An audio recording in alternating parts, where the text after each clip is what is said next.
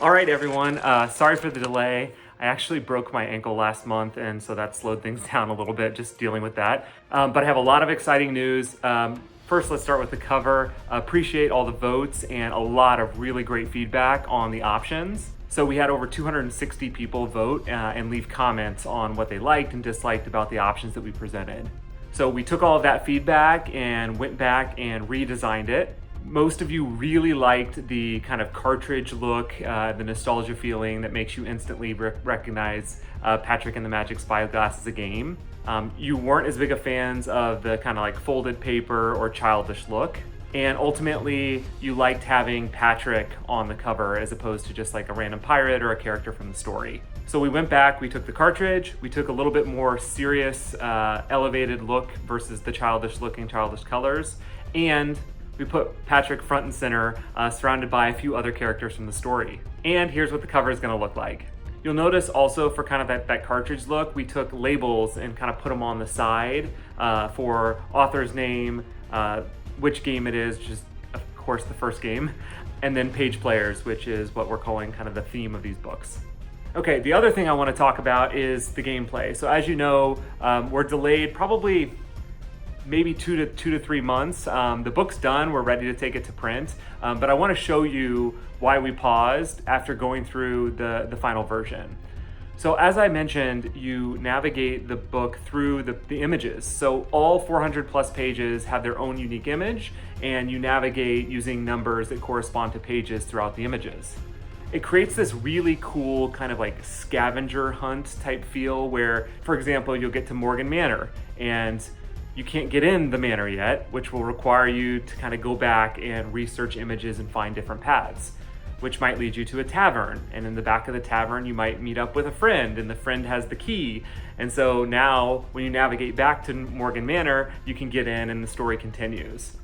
It creates this really cool like video game style feel where you actually feel like you're playing the book in a way that just like reading or a simple choose your own adventure doesn't quite give you. It also allows us to keep the entire storyline one linear narrative, even though you're getting to kind of pick and choose which direction you want to take on every page. I always found this as much as I love choose your own adventure books, I always found this a bit of a shortcoming because ultimately, the story can end very abruptly. You have to go back and reread the story multiple times. If you want to talk about it with a friend, you can't really do that because you all had different versions of the story. Patrick and the Magic Spyglass and page players in general doesn't work that way. You'll take different paths to get there, but ultimately you still follow the same storyline, which gives us like 400 pages of a really cohesive and interesting story. And of course, there are a lot of other side quests and missions throughout the book, but again, one narrative. Okay, but anyway, the downside of that as we were going through kind of the final prototype is there are situations where you may be on page 350 and you need to go back to the earlier pages like page 20. And navigating back to that could get a little time consuming or repetitive. So instead, we've introduced this concept of maps. So you'll collect maps for all the major areas in the game. And then in your inventory, just like when you collect a normal item, the item that you collect corresponds with a page and that page has a map.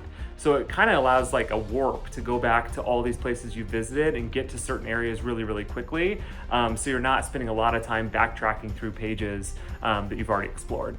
Anyway, I think it makes the experience much more enjoyable. I think it's definitely worth pushing things out a little bit, as I've mentioned, but the delay shouldn't be too long. Again, these are going into print.